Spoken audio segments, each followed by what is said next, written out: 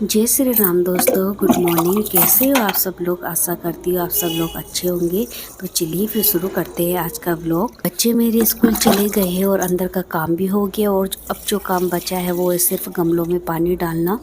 और अब मैं छत में आ गई हूँ और छत से मेरे यहाँ का नज़ारा दोस्तों कुछ ऐसा दिखता है। चारों तरफ आपको फूल ही फूल नजर आएंगे और कहीं कहीं आपको धान के खेत भी नजर आएंगे। खेतों में काट के रखे हैं, यानी अभी धान की कटाई चल रही है। ये फूल दोस्तों दिवाली में टूटते हैं और सच में दोस्तों इन लोगों ने बहुत मेहनत करी है इन फूलों को उगाने में। और दोस्तों मैं छत में तो आई थी गेहूं धोने के लिए, लेकिन ये देखो दोस्तों धूप बहुत हल्की हल्की सी है। लेकिन जो भी हो गेहूं तो धोना ही है क्योंकि आटा भी बहुत कम बचा है। कुछ दिनों से मेरे दोनों हाथ बहुत दर्द हो रहे हैं और डॉक्टर ने ऐसा कुछ भी काम करने के लिए मना करा है क्योंकि थेरेपी चल रही है। लेकिन उन्हें कौन बताए कि एक हाउसवाइफ कभी भी चाहकर भी आराम नहीं कर सकती।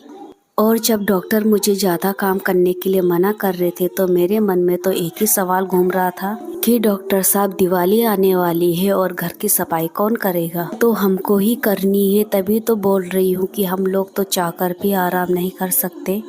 और यहाँ मैंने इतने सारे गेहूं भी धो लिए हैं तो इनको मैं अच्छे से फैला लेती हूँ। और लगता है इस बार मैंने कुछ ज़्यादा ही गेहूं धो लिए हैं कि सोखने में थोड़ा टाइम लगेगा क्योंकि धूप भी हल्की हल्की ही है।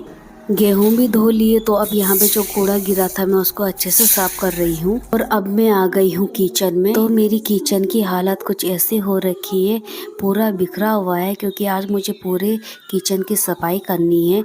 तो समझ में नहीं आ रहा कि शुरुआत कहाँ से करूँ। गेहूं धोने के बाद हाथों में तो वैसे ही दर्द शुरू हो गया है और अब किचन की भी सफाई करनी है और करनी तो है क्योंकि दिवाली भी नज़दीक आने वाली है।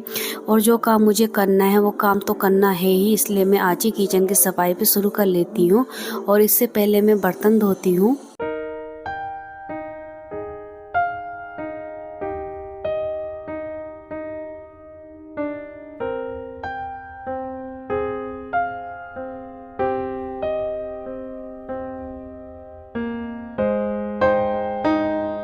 और सबसे ज़्यादा परेशानी मुझे खिड़कियां साफ़ करने में होती है क्योंकि उनमें चिकनाई ऐसे चिपक जाती है जो हटती ही नहीं है। और दोस्तों आज मुझे सफाई करनी थी किचन की, तो इसलिए मैंने किचन को समेटा भी नहीं और जैसा बिखरा हुआ था मैं आपको वैसे ही दिखा रही हूँ। और ये खिड़की में पूरी चिकनाई लगी हुई है जो पता नहीं कैसे हटेगी। मैं तो सर्फ का पानी करती हूँ और तब अच्छे से किचन को घिस घिस के धोती हूँ। और सच बताऊँ तो सबसे ज़्यादा गंदा जो है वो सिंक के नीचे होता है। बस क्या मैं भी किचन की सफाई करने के लिए ब्रश हाथ में लिए चढ़ गई हूँ।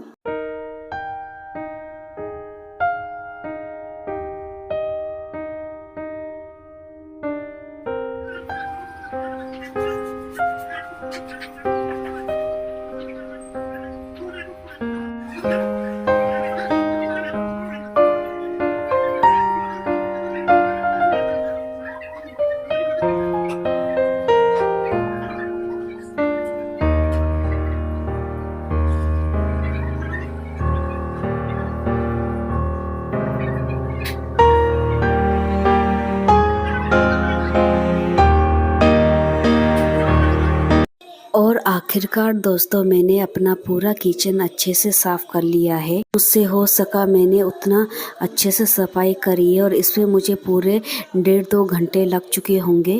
किचन की अच्छे से सफाई और फिर सारा सामान बाहर, फिर बाहर से फिर अंदर लेके आना और उसको उसकी जगह पे रखना। और ये सब मुझे अकेले ही करना था। वीडियो भी बनानी थी, फ़ोन भी पकड़ना था और सफाई भी करनी थी। तो आप समझ सकते हैं दोस्तों इन सब में मुझे कितनी परेशानी हुई।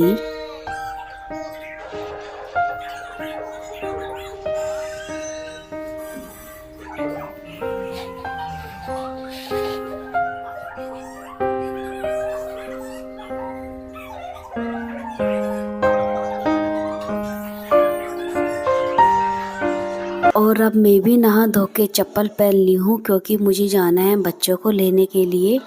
और काम करते करते 12 कब बजे पता ही नहीं चला।